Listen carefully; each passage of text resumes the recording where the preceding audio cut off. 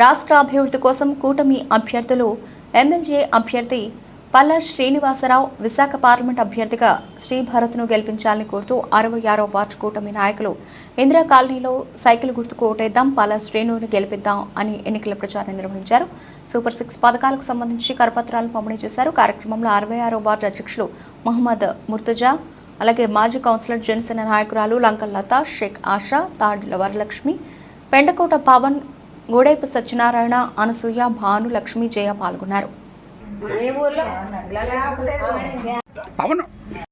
ఈరోజు 66వ వార్డులోని 215, 16, 17 బూత్ కన్వీనర్లు ఆధ్వర్యంలో ఈరోజు తెలుగుదేశం పార్టీ, జనసేన, బీజేపీ తరఫున ఇంటింట ప్రచార కార్యక్రమం చేయడం జరుగుతుంది. అలాగే జనసేన కోఆర్డినేటర్ 66వ వార్డు లంకలత గారు, అలాగే తెలుగుదేశం పార్టీ తరఫున ఆశా గారు, అలాగే లక్ష్మణరావు గారు, పవన్ గారు, సత్యనారాయణ గారు, అలాగే జనసేన భాషా గారికి, అలాగే ఇక్కడ ఉన్న మిత్రులందరికీ, అలాగే మహిళలకు కూడా